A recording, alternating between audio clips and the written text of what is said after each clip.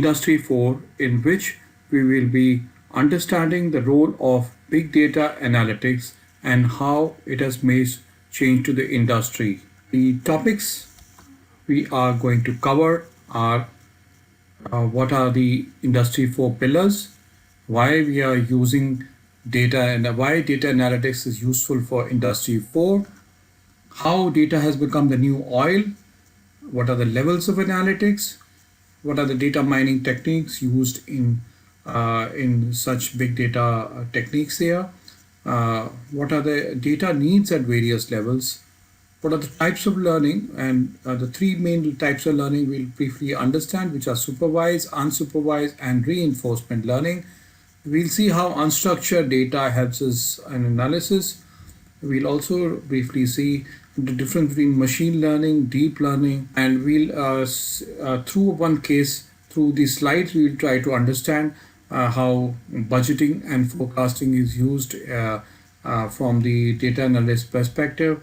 We'll also see the impact of forecasting accuracy in supply chain management.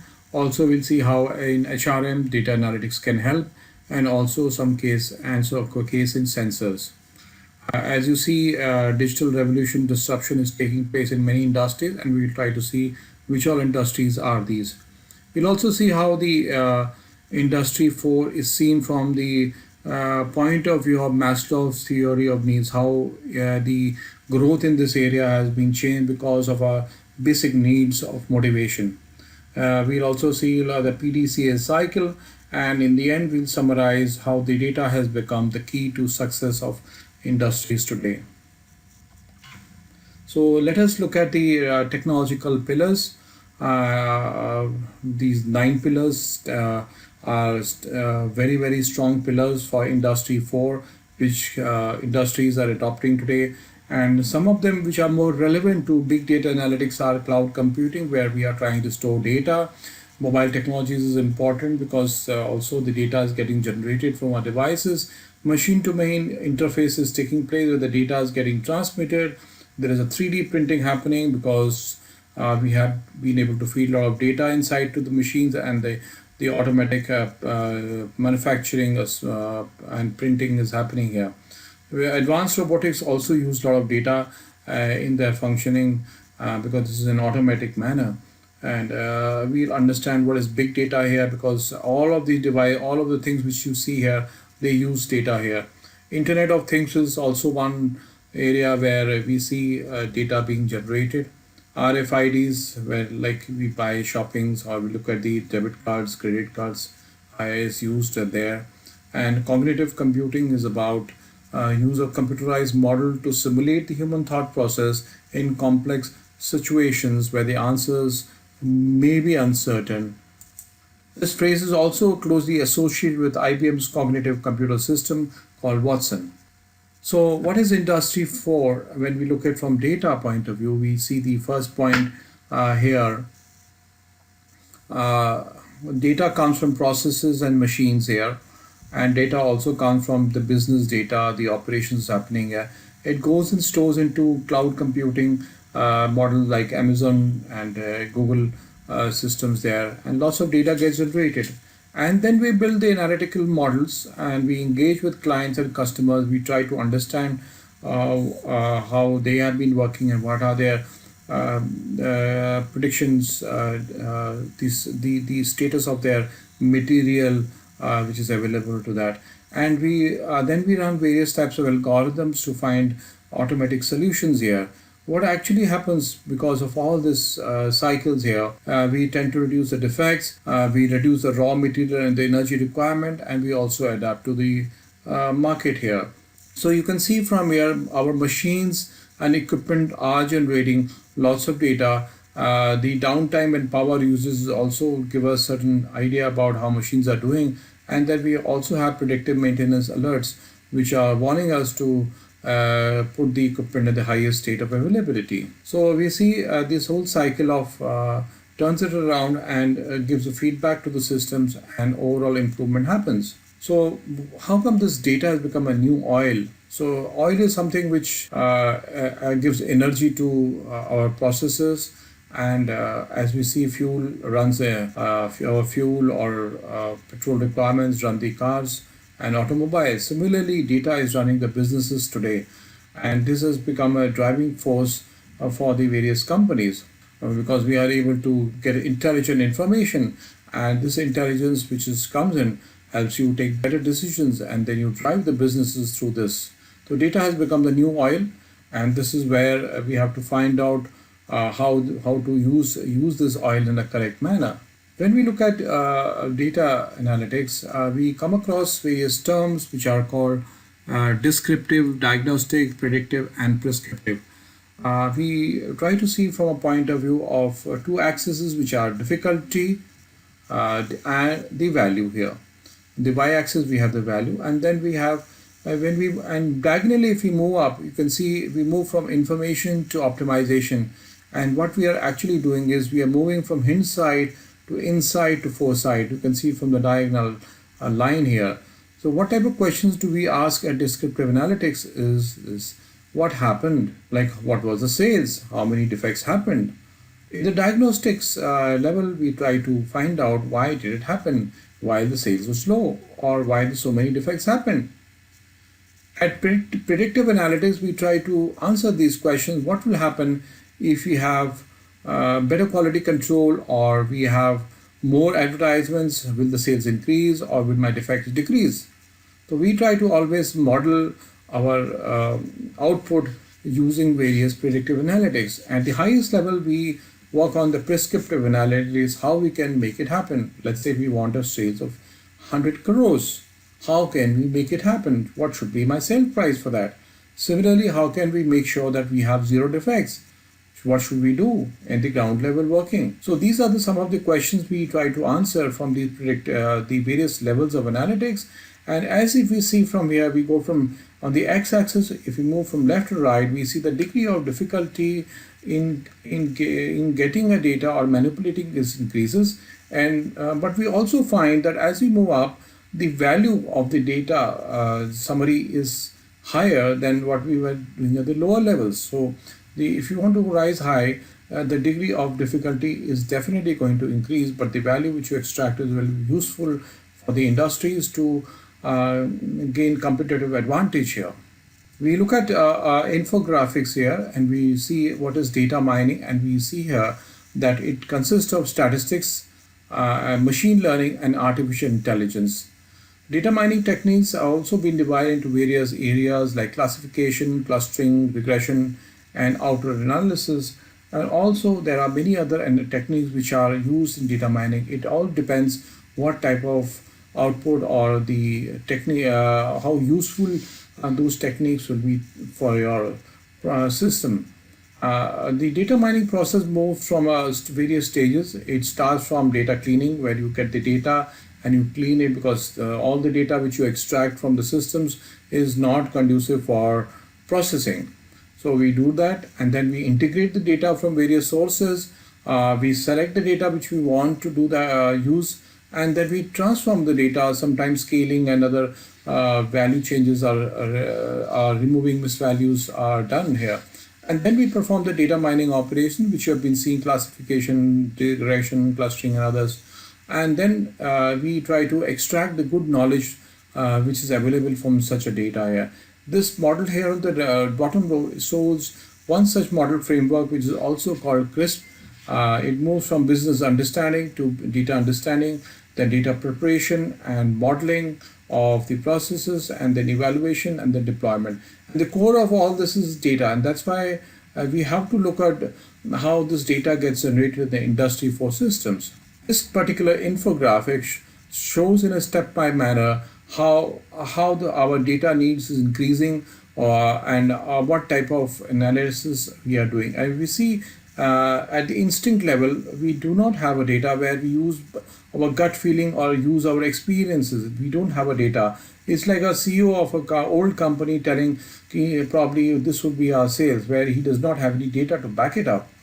As we keep generating the reports and KPIs, key performance indicators, we start getting intuition, and we start projecting our our values through that. But as we move up, we use the analytical models. We go from insight to prediction to optimization, and this is what the key changes happened since our data science avenues have opened up, and we see we are trying to reach the level of optimization, and every company wants to reach be at this point here. But as we move out to the right hand side, our data needs also increases. We need to capture as much as data we have, and there could be devices like IIoT, there are sensors, and there are a lot of ERP systems where the data gets generated. The more the data we have, the better would be our processes, and we reach the level of optimization here. And also we see here how we have moved from yesterday to today to tomorrow. We are moving towards the prescriptive analytics here. So what is predictive modeling? And this is what we sometimes keep hearing in the data science domain. Every business wants to predict a certain future about whether it is sales or defect or any other value, because value business term. So we look at how the predictive modeling is developed. We need a past data to build a predictive model. So we need to have good volume of range and depth of data, and then apply those techniques to do forecasting, to do predictions, to identify the various trends.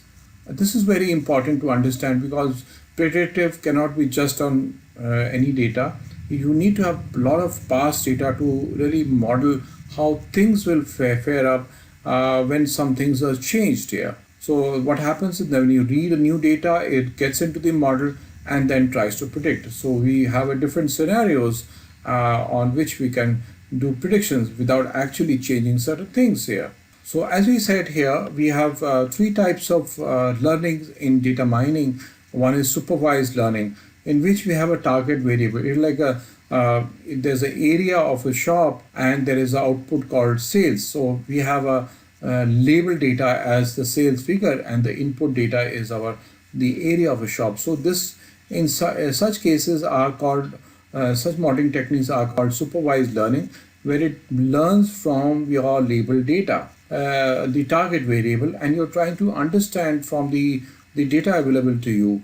And then we try to put them in various classes or categories. That's an example of that is clustering here. And while the example in supervised learning would be linear regression. And another type of learning which we find is the reinforcement learning. We try to keep learning from our mistakes, and we keep reinforcing just a way a child or a person, human beings learn. It's like a reinforcement learning. We do not know, we don't have experience, we do mistake, we keep learning, and this is how the model get developed, and they reach a level of the optimization. So again, shown in a different manner, supervised learning, unsupervised learning, and the examples of supervised learning are regression and classification. Unsupervised is clustering. In reinforcement learning, algorithms learns to react to the environment. You provide the data, and the algorithm modifies, customizes itself to produce an output. When you are dealing with data, there's a lot of data which is structured and unstructured. Structured is much easier to manipulate and use a data analytical model, but when we work with a real system, most of the data is unstructured, like your feedback, your emails. So in these cases also, we need to extract this unstructured data for our useful purposes. This is also a very important technique using big data analytics here. So you can see email chats, a call center, voice description, rating, social media, online communities, customer transaction. All these could be formed part of the unstructured data. And as you can see, from 80% of the data in reality is most of it structured, while structured data would come from Excel file, ERP systems, and many other SQLs here, which is much easier to operate. This talks about machine learning and deep learning. These are two important concepts used in data mining here, and you can see the first one, the machine learning. What is happening is there's a car getting input. We are trying to find out the features of the car, and then we are trying to create a decision tree by which we should be able to predict anytime a new input comes to us whether this is a car or not a car. This type of technique is called machine learning. But what deep learning is slightly different here. We do not capture the features ourselves, but allow the system to find out those features and based on those features, build a model so that we can predict whether this data of automobile which comes is a car or not. So this is the difference. And deep learning are very computational intensive algorithms. They require high-end processors, but they can learn without a human intervention here. This is an example of how sales data could be used in a big data analytics scenario. We could have past sales data, and we could do extrapolative forecasting. We can do qualitative forecasting. In this way, we can forecast our sales. We can forecast our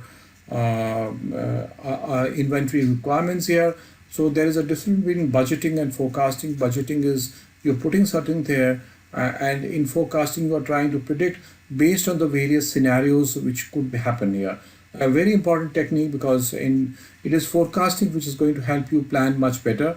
Though budgeting is a broad figure, forecasting will give you a lot of scenarios, and depending on the scenario and the risk plans, you can build your resources around that. We can see a lot of forecasting also is used on the demand part of it, like your raw material, short-term and long-term planning, manufacturing scheduling, finished goods inventory, sales performing planning, product offering planning, financial planning is also a very important part of the forecasting techniques, and all this uses the data here. So what is the impact of forecasting in the supply chain management? This was one such infographic which I want to let the audience know about it. That if you study such supply chain, it's big data analysis used heavily in supply chain management, and they found out a 1% reduction in the forecasting error increases, especially in a consumer good, increases the sales by 0.3%. So forecasting is a very, very important techniques, and accuracy, small levels of accuracy can affect your sales. So it's very important to calculate these forecast values in a much efficient algorithms which is available in the market today. While in case of consumer electronics, it was found that the 3% increase in the forecast accuracy, that means if you forecasted accurately, saved almost $10 million capital release from the inventory. So you can see how much of inventory carrying costs are reduced by all this. So forecasting is a heavily used technique used in a supply chain management. And this is a slide about human resource system, where data has been used in human resource planning, where there's a forecasting of manpower, there is a usage of the manpower, because organization grow and fall. So we should be able to forecast our manpower force, because this is where our maximum resources or money will go into it. And getting a good talent is always a challenge for the companies. So what we can do is we can HR forecasting attempts to determine the supply and demand for various types of human resources, and to predict areas within the organization where there will be labor shortages or surpluses. So there are three major steps of forecasting. Forecasting for labor, determining labor supply, determining labor surpluses and shortages. If you have this steps in mind, then you can actually become a better HR manager and reduce the cost. So what are the benefits of doing HR forecasting? You reduce the cost, you have a flexibility, you know where to put your manpower. It brings linkage to the macro businesses here, ensure that every organization take a precedence over the issues of resource constraint scarcity. So you try to manage the HR supply and the HR demand here. So this is very important, a very challenging area for every industry today, especially in the scale area of the manufacturing here, where technology is changing a lot. You can use various types of techniques for HR demand forecasting, and even for spare part forecasting. There are many approaches. This is something to be explored of when you are working in Industry 4 techniques. You should know what are the models existing for each area of industry, whether it's HR, whether it's a spare part management, or inventory management, or it could be quality management. So you need to look up various models of improving these areas using data analysis here. So this is an example of a sensor data where sensors are used in many machines here, and they capture the data, and the data is pre-processed, and this it is matched with certain indicators, and the model gets trained and it knows what to do, how to alert the system, whether to stop the machines or to change certain environment variables. This is some way of the automatic learning which happens, and this is why the sensors that IoTs are becoming playing a very important role in the industry today. So there has been a lot of digital disruption. Industries which have been mostly affected because of this are oil and gas, where we are able to increase in and this is because the increase in demand with better data analysis here. Construction, we see a lot of 3D printing happening. Transport, we see the cab system. We are able to travel at the shortest route. We are able to optimize our expenditures here, and also it brings in transparencies to the cab owners, so that they know they are getting for the right price for their travel expenditures. E-commerce, again, marketers are using it for a large extent. They are able to predict what customers will buy, what are their needs, depending on the customer types here. Healthcare is again because lots of data gets collected in the biochemistry details, tests, and surgeries. So healthcare is using the data here in a big way, and more better and better models are helping improve the health status of people. The lifespan of people have increased because of all this data being used effectively here. This is on the left side. We see the Maslow's theory of needs start from physiological needs, then safety, social need, esteem, will, and self-actualization. And we see the lower needs were primarily being fulfilled during the time of first and second industrial revolutions, and now and then we moved on to the third industrial revolutions, where we have the industrial products looked into the social need, the safety needs. They got us mobile phones. They got us good transport system. We could meet each other. We could travel each other. And a lot of industrial things happening at this point. The televisions, the electronic systems here. And now we are looking at fourth industrial revolution, where there is a heavy use of the pillars described earlier, and also use of artificial intelligence, where we look at the tools like Alexa, or we look at things where our room sensors are able to detect what type of temperature we need, and it customizes accordingly. So this would be an interesting watch to see how fourth industry revolutions leads to the future advancement in techniques here, and brings us a very different type of products, where they know our mind, and they would be more expressive and more adjusting to our needs here. This is our plan to check act cycle. If you really see here, we use the data in all these cycles here. We plan to check, and all of the things are driven through the data. We see Internet of Things, which data collection is happening, big data that we are collecting the data here, artificial intelligence. We build the intelligence through the data here. So in the end, we try to understand from this presentation that data is the key, and Industry 4 has been heavily affected because of that, and we have been able to use the big data so that we could create new answers to new questions here. If you see from the y-axis, the complexity of analytics is improving, and if you see move up, the volume and the variety of the data which is increase here. So when we do not have any analytics, there are no answers here. We just blank. We don't know what to do. So as we move into the traditional analytics, in the data part, when we have limited data, we get old answers to old questions. Same as repetition. We keep doing mistakes. We don't improve. We don't innovate. We don't find problems. We don't do problem solving. But if you do at the data level, we do advanced technique, we might get new answers to old questions here. So this may be a good idea to use when you have less data. But when you have a large data, you get new answers to old questions. Every time you say the sales has been low, now you get different answers. You know why the sales is getting low.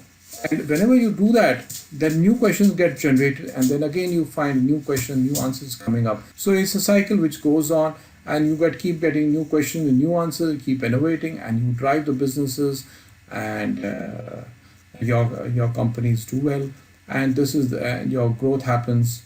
So if you really see here, data analytics, big data analytics is the one of the key areas of industry 4 and can benefit the organization to a large extent here.